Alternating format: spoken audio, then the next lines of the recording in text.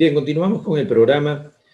Eh, el resultado de las elecciones da para conversar de diferentes enfoques, ¿no? Desde diferentes enfoques. Lo hemos hecho con un par de periodistas que dan un enfoque un poco más suelto de cómo se habrían movido los partidos, de cómo habrían desarrollado cada uno sus estrategias y cuáles son los errores que habrían cometido.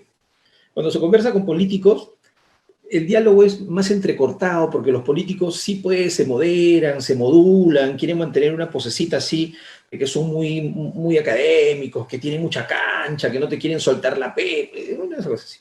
Por eso es que a veces vale más la pena conversar con analistas independientes. Uno de ellos es Alonso Cárdenas, de la Universidad Antonio Ruiz de Montoya, y siempre nos acompaña. Hola Alonso, ¿cómo estás? Buenas tardes. Hola Rubén, ¿cómo te va? Muy buenas tardes, Yo gracias por la conmocionado, invitación. yo conmocionado todavía por los resultados, te diré. ¿Eh? Yo tenía otras expectativas, pensé que el resultado iba a ser otro. Pensé que la maniobra esta de hacer crecer a Pedro Castillo era solo una ilusión. Y ahora no estoy ni tan convencido ni tan desconvencido. O sea, siento que por ahí hay algo. ¿Qué piensas tú? Bueno, que salvo el poder todo es ilusión, ¿no? Sí, pues, sí, pues. ¿No? Ahí Salvo está, el poder todo es ilusión. la cuarta espada está más viva que nunca. Pero también hay que verlo desde cierta perspectiva, ¿no? 16% de Pedro Castillo, 14% de Keiko Fujimori. Eso quiere decir que el 86% no ha votado por Keiko Fujimori, ni el 84% por Pedro Castillo.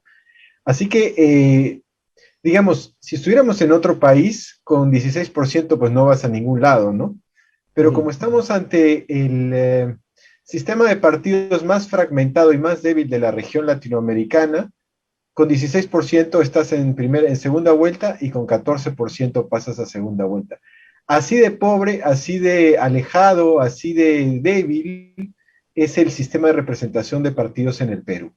Es Ujú. increíble, pero este deterioro del sistema de partidos, del sistema de representación, creo que ya está llegando a un punto de inmanejable, ¿no? Inmanejable, porque su grado de representatividad, su grado de legitimidad es muy bajo y por ende,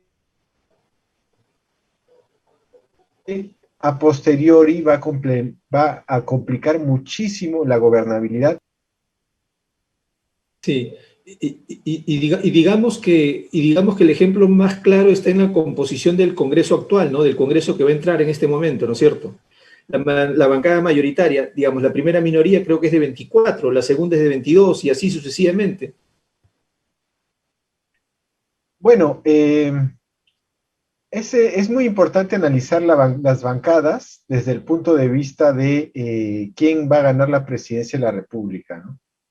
Si el ganador es Pedro Castillo, va a tener un Congreso sumamente hostil, sumamente Así es, así es. hostil. Si gana Keiko Fujimori, el Congreso va a estar un poco más calmado, ¿no? Porque los Sí. satélites del Fujimorismo van a sumar fuerzas dentro, pero no solamente los satélites, porque hay varios tránsfugas que siempre están por ahí, ¿no? Entonces Ujú. ahí Keiko Fujimori va a tener, digamos, una mayor tranquilidad al momento de gobernar en lo que parece ser el Congreso más fragmentado de la historia del país. En cambio, Pedro Castillo sí va a tener un ambiente sumamente hostil Ujú. cuando se Ujú. enfrente pues al poder legislativo, ¿no? Claro, y además, si él anuncia lo que está anunciando, a ver, en la posibilidad de que Pedro Castillo gane la presidencia de la República, ¿qué es lo no viable para Pedro Castillo? Su anuncio de cambio de constitución, creo que es inviable, para él es inviable, si sobre todo dice que si el Congreso no hace lo que él va a querer hacer, lo va a cerrar. Ahí está generando ya de antemano un conflicto muy serio. No te escuché la última parte, Rubén. Te decía que una cosa que puede complicar son las promesas que Pedro Castillo ha hecho en relación a si llega al poder o no. Él ha dicho que el cambio de la Constitución es una de sus metas y también ha dicho que si el Congreso no hace lo que él quiere, lo va a cerrar. Allí nomás está él augurándose un espacio de conflictividad muy serio, ¿no? Bueno, claro, ¿no? Pero yo creo que Pedro Castillo va a radicalizar más su posición. Es decir, va a buscar la confrontación al máximo nivel, ¿no? No creo que haya una hoja de ruta, ya lo han dicho claramente. Y esta jugada, creo yo que tiene cierta lógica política porque estamos en un contexto, como ya hemos hablado antes, de posguerra, ¿no? Ujú. Entonces, las necesidades son muchísimas, la situación del país es calamitosa, catastrófica, y en este contexto creo que la radicalización puede ayudarlo a ganar los votos que necesita, ¿no? Porque básicamente, ¿Tú con crees un que le poco, alcance? ¿Tú crees que le alcance ponerse más radical? ¿Poder anunciar que va a soltar Antauro Humala? ¿Eso tú crees que le alcance? ¿Que le sirva? bueno, yo creo que lo de Antauro Humana no le sumaría muchos votos, pero radicalizarse más a nivel político y económico, sí. Pero ¿tú crees Eh, que eso sea suficiente? Como te digo, o sea, va a tener enfrente un bloque, digamos, de derecha que tiene estructura, que tiene aparato y alguna presencia en las regiones donde se ha impuesto Pedro Castillo. No sé qué podría pasar. No sé si más bien eso lo termine de favorecer o termine de alejar a la gente de los sectores medios todavía no definidos en su contra. sí, pero digamos, si tú ves el mapa electoral, Pedro Castillo básicamente gana en todos los lugares menos en Lima y en la costa norte, Ujú, ¿no? ujú. Eh, y el antifujimorismo es bastante fuerte, aunque ahora está, digamos, dudando un poco, ¿no? Pero hay un sector del antifujimorismo que es antifujimorista a Sí, rabiar, sí, sí, ¿no? sí, sí, Y no va sí. a negociar nada. Negociar. Con, con lo que ha ganado en todas las regiones, más ese antifujimorismo a rabiar, yo creo que sí le puede alcanzar para ganar la Ujú, presidencia, ¿no? ujú. Recordemos que estamos en un escenario muy parecido al 2006. ¿Te acuerdas que era Ollanta con Sí, su polo rojo, sí, con sí, Alan García? sí. Y Alan García era Ahora, el mal menor. ¿sabes qué pasa? Que si se cumple lo que ayer ha insinuado Rafael López Aliaga y Renovación Popular le da su voto institucional, yo creo que Pedro Castillo gana.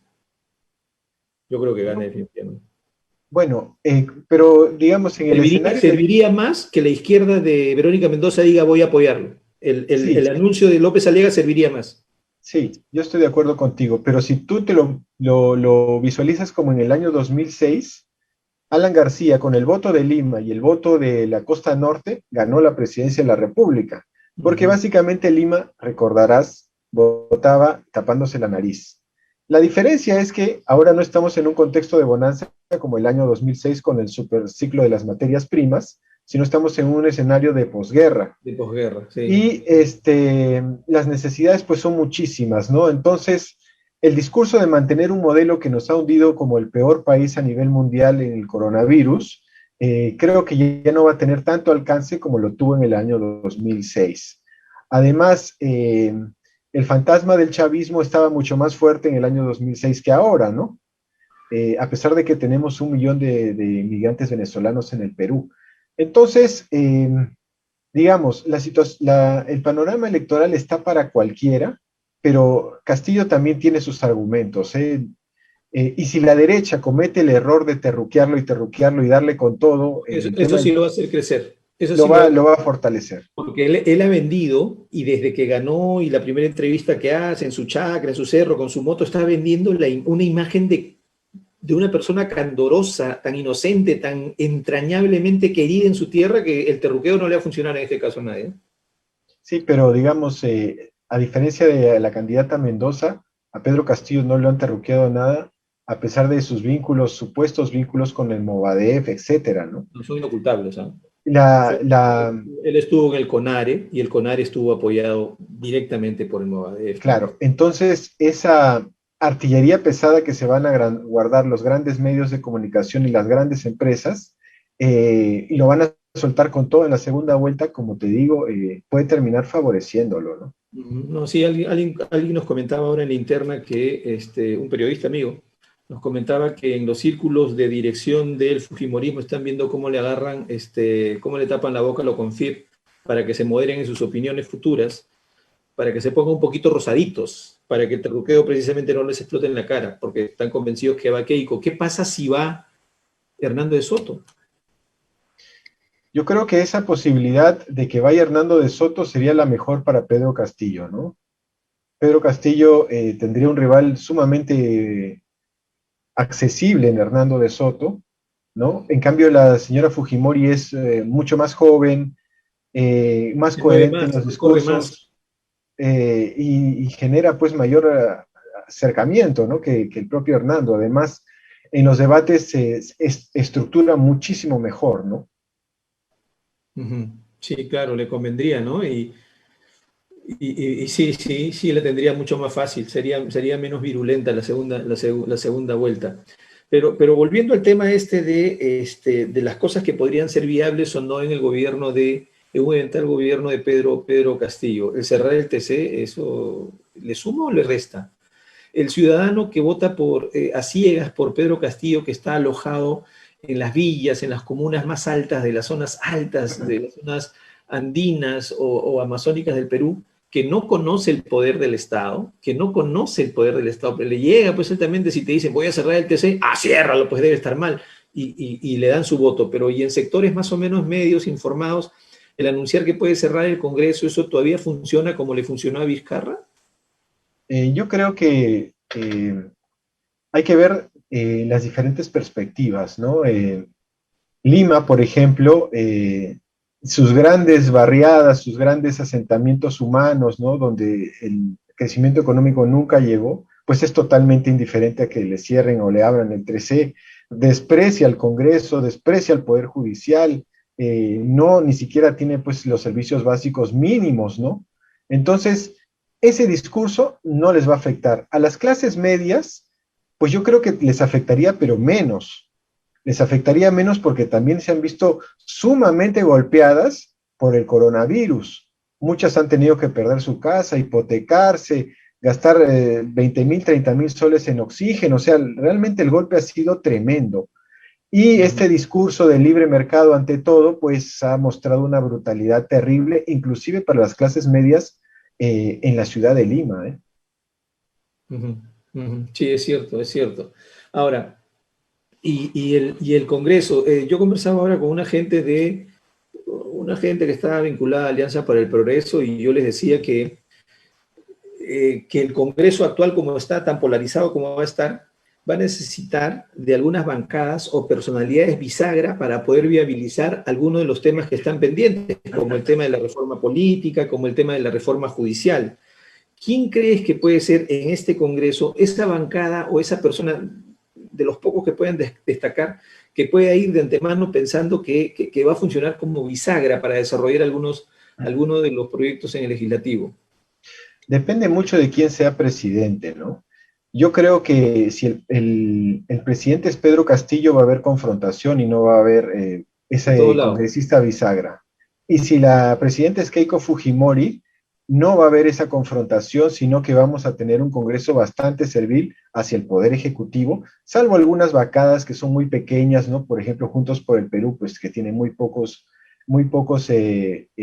integrantes, inclusive Perú Libre, ¿no? Porque no sabemos la cohesión interna que tenga Perú Libre o si se va a empezar a desmantelar y fraccionar, como sucedió, bueno, con diferentes bancadas a lo largo de la historia del Perú, por ejemplo, UPP con Ollanta, tú Claro, recordarás que eran muy sí, radicales y no, la bandera, que no sé qué, llegaron al Congreso y se dividieron, se partieron y empezaron el transfugismo, ¿no?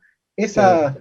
Esa hipótesis con un gobierno de Keiko no es descabellada, ¿no? Con un gobierno de Pedro Castillo creo que habría más cohesión Sí, interna aunque en nos Perú duele Libre. decirlo, aunque nos duele, porque estoy seguro que te duele decirlo a ti también, sí, pues tendríamos un país un poquito más viable políticamente. Yo no sé si se cumplan las metas y todo lo demás, que haya estado de bienestar, pero vamos a tener un país un poco más tranquilo si gana Keiko, ¿no? En el Bueno, Congreso. si gana Keiko a nivel de los poderes formales, va a haber mayor tranquilidad en la gran empresa, en el Congreso, en el Poder Ejecutivo, pero en Mm. la calle y en la Sí, sí, sí. conflictividad social, yo creo que Así va a es. haber muchísimo Sí, más sí, sí. confrontación. Porque no es poco lo que tú señalaste ahora, ¿no? Tiene 84% de antivoto Keiko Fujimori, ¿no? O sea, es fuertísimo, es fuertísimo, fuertísimo, fuertísimo. Ahora, ¿y cuáles serían más o menos las alianzas, en el Congreso? Más o menos, ¿cuáles serían las alianzas? Lo que tú has dicho es, va a pasar, ¿ah? Va a pasar, va a pasar, ¿ah? La bancada de Pedro Castillo en el Congreso, te aseguro que en los primeros 3 meses se va a fracturar.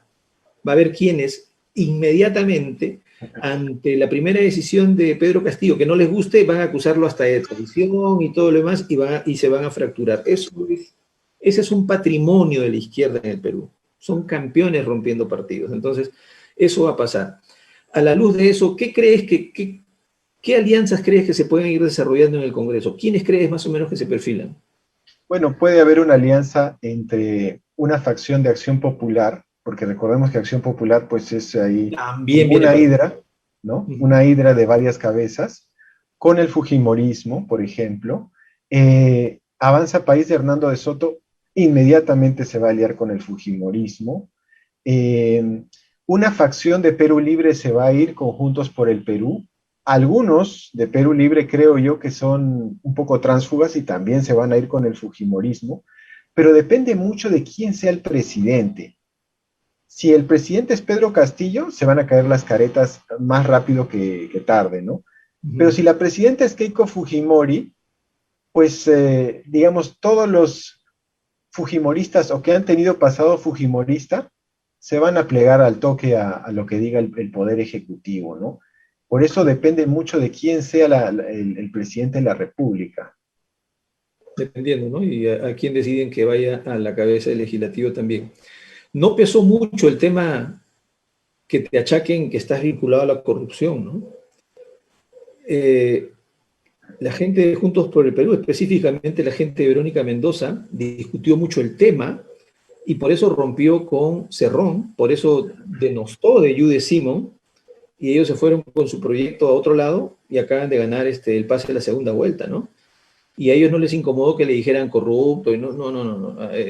Juntos por el Perú decidió desmarcarse de eso porque le iban a decir corrupto y con ellos no va el tema de la corrupción, para nada.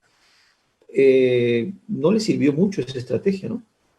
No, no sirvió mucho, pero recordemos que hay que verlo desde perspectiva, ¿no? El Perú Libre ha sacado 16% de los votos. Eso en ningún otro país con ese porcentaje puede llegar a la segunda vuelta, ¿no? Entonces, no es tanto un problema de oferta, sino de demanda, ¿no? O sea, lo que nos ofrece la clase política en el Perú no satisface desde ningún punto de vista lo que la sociedad está demandando. Y la prueba, pues claramente está en esta elección donde hemos tenido 18 partidos políticos, la fragmentación más alta de América Latina y el divorcio, la indiferencia, el repudio de Pero las... el resultado no refleja que un grueso sector de la población se siente satisfecha con lo que le ofrece el candidato Castillo. Pero es que es muy poco su aval, ¿no? Son solamente 16%. El 84% no está de acuerdo con Pedro Claro, Castillo. claro. Es bien bajo, sí, eso ya lo has dicho varias veces, eso demuestra pues la fragilidad de nuestras instituciones, ¿no? De nuestro sistema político en su conjunto, ¿no? Qué frágil que Claro. somos. Y ahí hay también, Rubén, hay un tema que vale la pena destacar, que es la famosa luna de miel, ¿eh? O sea, ¿Tú ni crees? Pedro Castillo ni Keiko Fujimori van a tener una luna de miel de 6 meses, ¿eh? Mira, yo te iba a Al, preguntar al, lo contrario, yo te iba a preguntar, ¿qué crees? ¿Que van a tener luna de miel? Yo te iba a decir que no, efectivamente, creo que va a ser muy rápido el divorcio. no, y si gana Keiko Fujimori, el antifujimorismo va a estar, bueno, sobre todo en la conflictividad social del sur, donde están los Claro, grandes proyectos en los mineros grandes proyectos, en los grandes y en la proyectos. enorme necesidad de la gente en las grandes ciudades, porque la situación de Lima pues es catastrófica, por ejemplo, en el tema del acceso al oxígeno, ¿no? Mm. No van a tener un margen para, digamos, empezar a planear, ¿no? Es lo que se conoce como la luna de miel. Ya. A la semana o al mes ya van a tener una enorme presión de la población por No, claro, resultados. lo que va a hacer Keiko ingresando le va a dar pase a Tía María, le va a dar pase a Quellaveco, va a defender las Bambas en las condiciones que está, y eso va a generar una gran conflictividad, es cierto, eso le va a llevar a la gente a la calle. Pero en el caso de Castillo, ¿por qué se rompería rápido una luna de miel? Porque los grandes poderes fácticos le pondrían también un montón de Que, presión, que- ¿no? que ya no El van a ser precio tan del fácticos, ¿no? dólar, Que no van a ser tan la, fácticos, porque yo creo que directamente la CONFIEP va a salir a pitear con todo, ¿no? sí, pero ellos, digamos, tienen manejo, por ejemplo, del precio del dólar, ¿no? Y eso directamente afecta, por ejemplo, a la clase media. Ujú. ¿no? Sí, Entonces, las inversiones que tanto se necesitan en el país, acuérdate que estamos en una situación catastrófica, ¿no? O sea, ya no es el contexto del superciclo de las materias primas. El Perú es el país más golpeado del mundo. claro, claro. Ya no estamos en el tema, ya no hay tanta dependencia por materia prima, ¿no? Y eso le hace daño y le hace daño a Pedro Castillo decir que, bueno, voy a cerrar todo y los que quieran venir que vengan, pero a negociar primero, ¿no? Tipo Evo. Claro, pero digamos, si Pedro Castillo llega al poder y traiciona lo que él, digamos, las banderas que él está levantando, por ejemplo, decir que Conga sí va o negociar con los proyectos mineros, creo que pues sí lo van a sacar muy Lo van a rápidamente, sacar, ¿no? lo van a No sacar, hay nada porque peor. Acuérdate que el peor infierno de Dante está reservado para los traidores. sí, pues. Y como ya hemos mencionado hace un rato, su propia bancada es la que podría promover eso. Claro. En cambio, con Keiko Fujimori hay certidumbre, no No, se sabe lo que va a hacer. ahí vía Telegram, maestro, se maneja todo. Ahí vía Telegram se maneja todo. Claro, pero con Pedro Castillo hay una gran expectativa, ¿no? Y si él Sí, traiciona esa expectativa, olvídate, no dura. Yo lo veo sí, muy débil, ¿no? sí, y en el deporte y en el país, el sacar presidentes constitucionalmente se está haciendo una práctica profesional, ¿no? Claro. Sí, sí, definitivamente. Yo lo veo, además, su legitimidad es muy baja, pues, 16%, bajísima. Se demoraron algunos partidos, se equivocaron algunos partidos en beneficio de Verónica Mendoza al no anunciar su apoyo formal. Yo sé que en el Partido Morado votaron cruzado. Al menos los que lo apoyaron a Guzmán, que fueron los de Fuerza Ciudadana, votaron cruzado. Y en otros partidos también. Pero debieron haberlo hecho público, institucional, así abierto para tratar de tratar de ayudarle en algo, ¿no? Bueno, los partidos políticos en el Perú son tan débiles que su capacidad de endoso es muy limitada, ¿no? Ujú. Por ejemplo, el Partido Morado, pues con 2%, pues, ¿qué te va a endosar, no? O sea, Y además hubiera eh, sido, además, si te imaginas si salía Julio Guzmán a decir vengo a apoyar a Verónica Mendoza, en realidad no le iba a hacer bien, ¿no? No le no, iba a ayudar. o tú crees que el cura Arana iba a apoyar a Verónica Mendoza? No, ni Imposible, pues, hablar. no, ni hablar, ¿no? Ni No, hablar. Marco ha recibido la peor lección de su vida, aunque como lo conozco un poco, estoy seguro que está pensando que ha sido gran ganador, el ganador político de la contienda, ¿no? Debe estar pensando eso. Pero en fin, ok, Alonso, te agradezco mucho, hay que conversar pronto porque, mira, el escenario se va a pintar bonito en unos días, cuando lleguen los resultados finales.